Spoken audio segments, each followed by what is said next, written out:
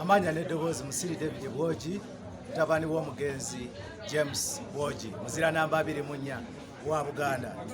Mbabuuzaako nnyo nvaawo omutaala omulungi Luwafu ate mu constituency ya Makindye West.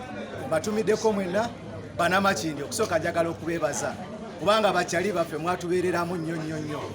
Obuyaye bututwala ekitalya ekisinga okwewuunyisa nti bwe twali tugenda ekitalya n'abantu amandaazi ge baatusuuliranga ku mmotoka abasirikale baali banyiivu nnyo nga tulinga obaaba bakoze eki nga bagasuula. Leero mbaddeko kugombolola kubanga constituency yange eyo yonna mbaddeko kugombola abakyala ne baŋŋamba vaayo tubuuzeeko kubanga ffe twalonda kwenkya wammwe n'amandaazi. Kale bannaayo omwoyo omubi bwe gutyo, naye okusooka njagala kubabuulira ku mbeera eri ekitalya. Njagala okukiddamu kino kankiddemu kuba nakyogeddeko ti buli ampuliriza ampuliriza n'andaba. Ffenna tuli bakandideeti ba kitalya. Kitalya ono alina kitalya bbiri. Waliwo kitalya ali waggulu, waliwo kitalya ali wansi. Kitalya ono ali wansi ye kitalya eringa safe house. Nze nagyogerako nga Gwantam Bay. Ekkomera ebbye nnyo.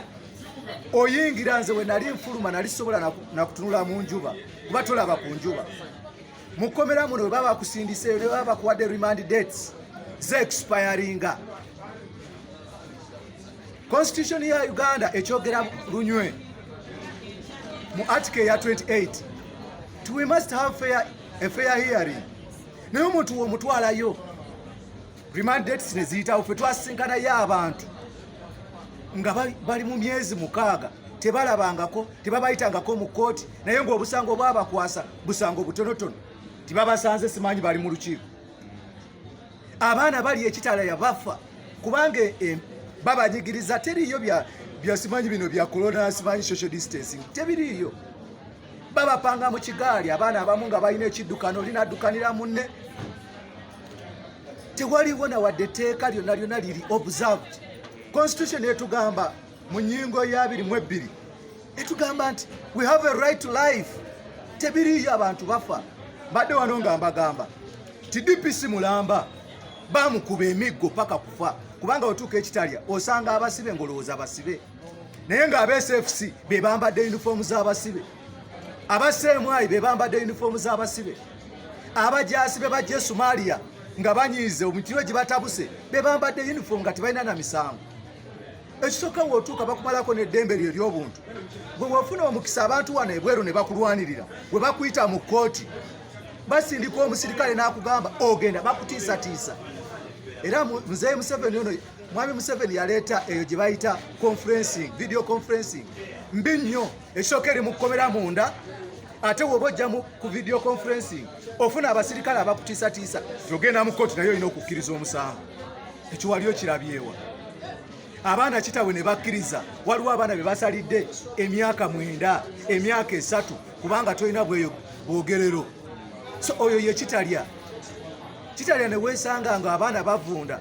Waliwo omwana bamuyita Asiimwe mwogerako nnyo namugamba ne His Excellency nga nkomyewo.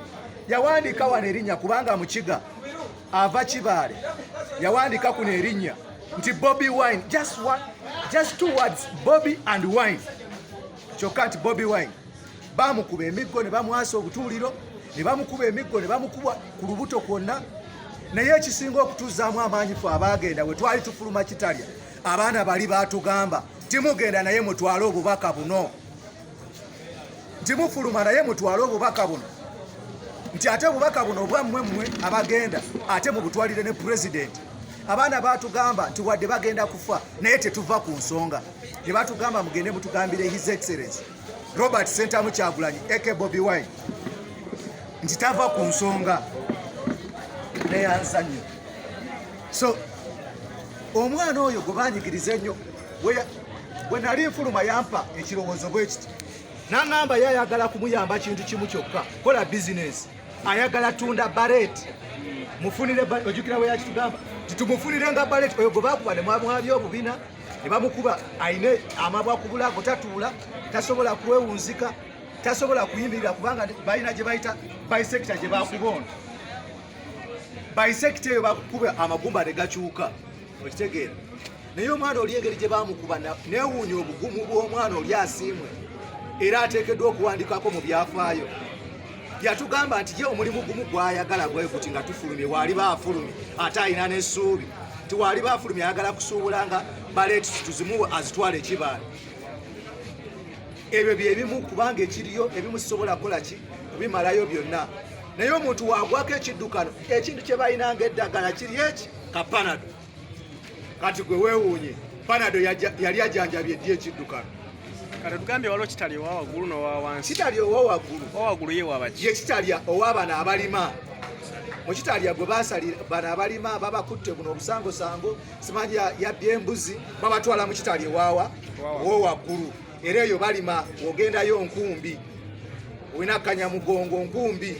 Naye kitali owo wansi oyo Osiro yajja okutwadulesinga yatugamba nti ono kitalya twamuzimbira people power. Tiyagamba kibiina kirala, yagamba mwe aba people power abavubuka mwena mujja kuggwera.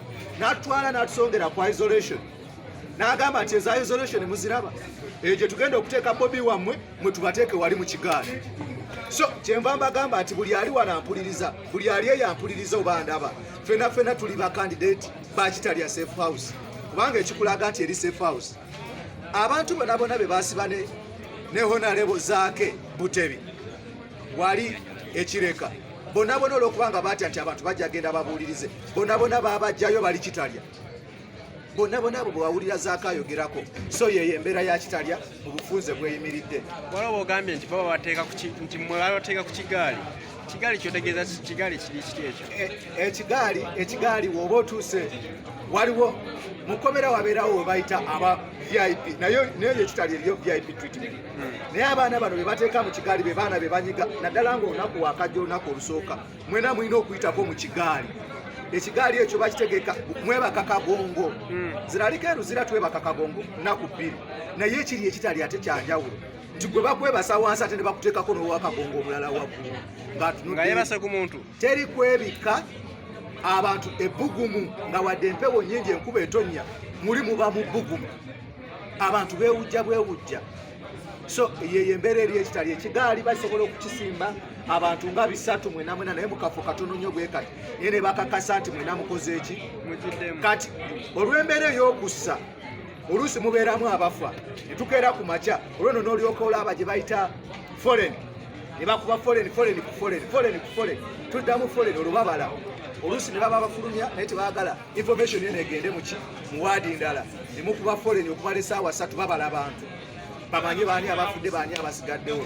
So embeera yo kizibu nnyo. Naye njagala okusaba bannayuganda nga mmaliriza nti mwe bannayuganda mwenna omwavaayo ku Nalufeenya abavaayo ku bantu abaali batulugunyizibwa mu Nalufeenya olwaleero nga atirisi tulinako akalembereza njagala muddemu omutima ogwo omwali mukozesa tulwanyise kitalya omutuufu asigalewo naye kitalya oli gwe bazimbidde mu kitalya omulala tumumenye gwantamube eve Uganda bakusomera musango ki gwe nga gwe kuba watugaye bakutwala kukuba busepiki batwala kuba busepiki naye bansomera emisango 3. Bansomera omusango gwe bayita unlawful assembly, ne bansomera omusango ogw'okusaba emmere, ne bansomera omusango ogw'okutataaganya eddembe ly'abalala, inciting violence. So gyegyo emisango naye omuntu yali agenda owa RCC lwaki bamusomera emisango bwegityo. So embeera yeeyo bwetyo ndowooza tusobola okugenda akaluka abavubuka. Tugende ku kalulu k'abavubuka ako.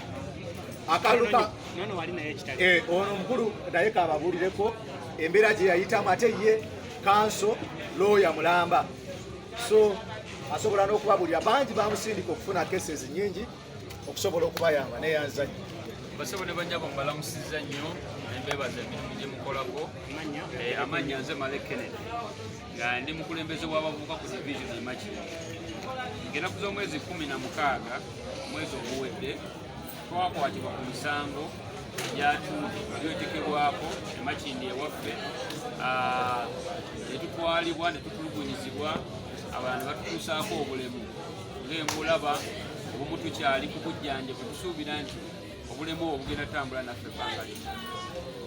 Twasindikibwa mu kkomera mu kusooka baasooka natusindika e Kasangati naye ate oda ne zikyuka ne batugamba batutwale ekitali ffe tunyigiriza pulezidenti omukozi wa kuno nti batutwale ekitalya era batubonere era bwe twatuuka eyo twalaba ennaku n'okunyigirizibwa n'okuyisibwa obubi kulinyirirako eddembe ly'obuntu okukyasinze okusookera ddala baatusindika ku kibonerezo eri era bino ebimu nga muganda wange wabadde ayogera nti ensonga nyingi nnyo eziri ekitali ezirinyirira eddembe ly'obuntu gross human rights abuse ekiri ekitali ekisooka kitalya ekkomera liri balizimbidde bannabyabufuzi nti munnabyabufuzi yenayina singa bakusindikayo amakomera gonna gakakasa ne administration nti tofuna bwenkanya tulina kye tuyita video link nti kooti webanga yadde Makindye bakuwatira Makindye omulamuzi alina kugenda ku Buganda Road wewali video link n'akuyita beeri bwakuyita baddembe okuyita oba obutakola ki bwetyo rimandi yo neyitako ebbanga nebbanga nebbanga so video link econtrovening amateeka mangi nti abaana bali eri waliwo Sheikh Mayanja ali mu myaka 7 years tawozesebwanga lwe bamuyita olwamusanyaze gagenda okuvaako lwe bamuyita lwe bagaano administration wansi negaana omuyita emyaka 7 ate nga Ssemateeka agamba nti omuntu emyaka eginaaweranga 5 nga tanateekebwa ku trial ajja kuteebwanga so tuvumirira ebikolwa ebira bina ebyokunyigiriza muganda wange omubaka owe Makindye West ayogeddeko ku kwebaka ekitali kitalya abantu babeebasa kagongo kyayise ekigaali be bantu okubazza wakati mu hoolo ziri zaateekebwateekebwa nti zirina kutwala abantu 50 naye bagisiba abantu 500 whereby nti omuntu olina kwebaka kagongo booti obuteekyusa ddala mwana waani muntu ki ku nsi kuno asobola okwebaka bwati okuva ku olw'eggulu sawa 12 paka sawa 12 oba emu ey'okumakya ng'oli booti kireka ekyo mu bwongo nti bw'ogezaako n'okola booti oba ne weebakamu booti kyabugazi ez'embooka 20 ku makya munno singa agamba nti nno weekyusizza ne weebaka kyabugazi ez'embooka 20 ate nga yagalagaana kyabuntu omuntu okwekyusa ng'omugongo okoze eki bulumye ensekere ebiku kwebaka ku seminti wansi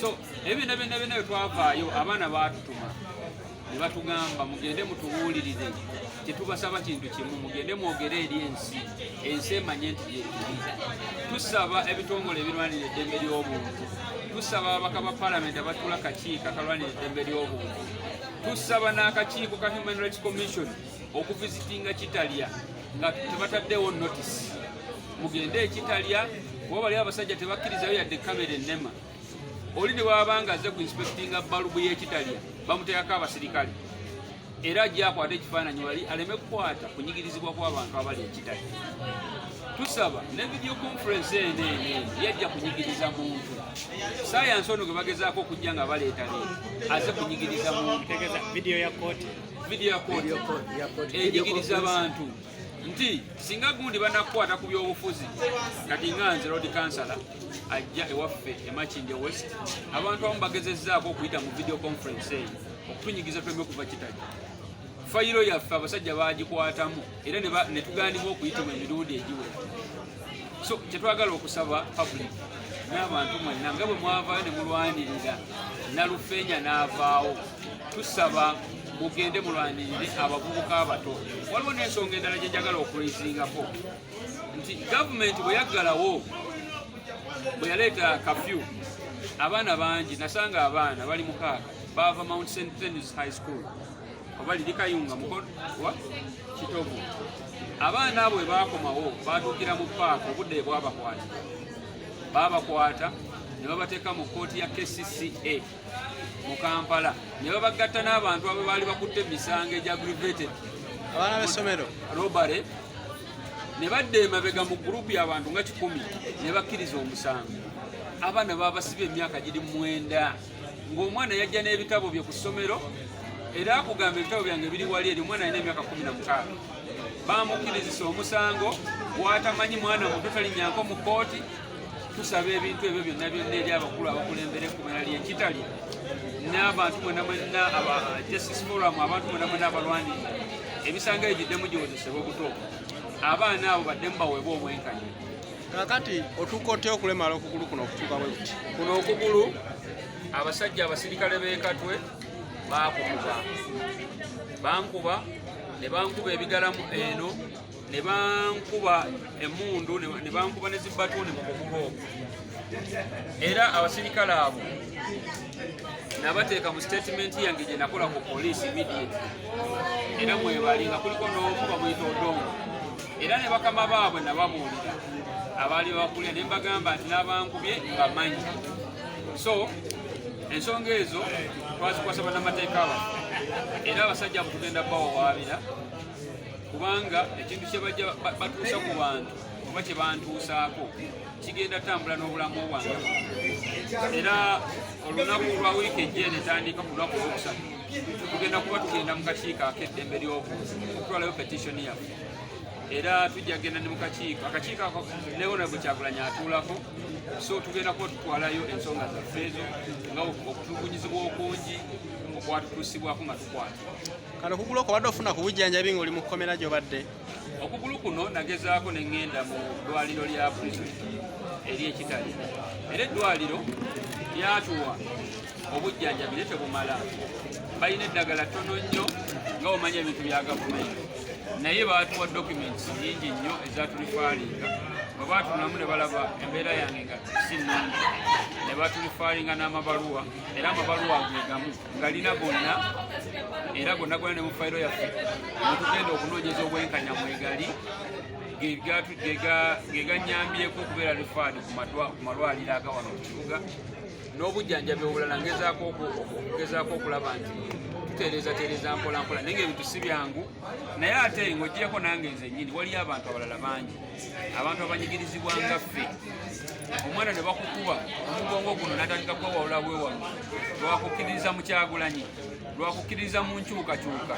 So ffe tuvuddeyo ng'eddoboozi tunnyonnyole ensi biki abasajja bano bye batuusa ku bantu. Era nze n'abantu bange bonna bentambudde nabo mbagamba bwenti gavumenti yava musibira mu bbwa, tugirwanyise kuba egenda tulemeza, bagenda tutta mu linnya ly'okwagala okwesisigaliza mu buyinza. Kati ebyo byakutuukako okugulu bakutuusiza ku ekyo kyoliko, embeera gye wayitamu, ekitali okubonaabona kwe wayitamu, onalemerako n'osigala nga owagira Kyagulanyi oba ogenda muvaako olw'okutya embeera eyo? Mukama wange teri struggle yonna eyali egguse nga temuliimu balusuddemu kaba. Ffe twamanya nti abasajja bano basajja babi era basajja batemu, naye ate ffe tulina okubeera ettaala oba ettabaazi eri abantu abalala okutulabirako. So tugenda kuyimirira ku struggle eno kuba tumanyi nti kyekituufu. Tugenda okufaana okulaba nti naffe twenunu kuba tulwanirira spaces zaffe, nti olwaleero ne bw'onooba osomye ekifaanagana kitya, ng'osomye n'ofuna diguli ezifaanagana zitya, okyalina okulwanirira space yo wa ogenda okujja omulimu. Kubanga abasajja bo si beetegefu kukwata kawogo batuwaawanyize ng'abavubuka. So tugenda kubalwanyisa, tugenda kukoowa, era nze amakomera gonna gye munanteeka ndi mumalirivu. Obuvumu obujjawo bw'oba Kyagulanyi akusasula okubeera mu people power, kubanga okusinza kubonaabona kw'oyiseemu n'olaga nti ate okyalemeddeko, Kyagulanyi oba alina engeri gy'akusasulamu? Honorable Kyagulanyi ng'omuntu alina ssente, ekyabantu abamu bakimanyi nti olwaleero bw'otunuulira abaana abalwaniridde eggwanga lino nti bangi, Kyagulanyi wanaatandika okubasasula taatunde n'ennyumba ye.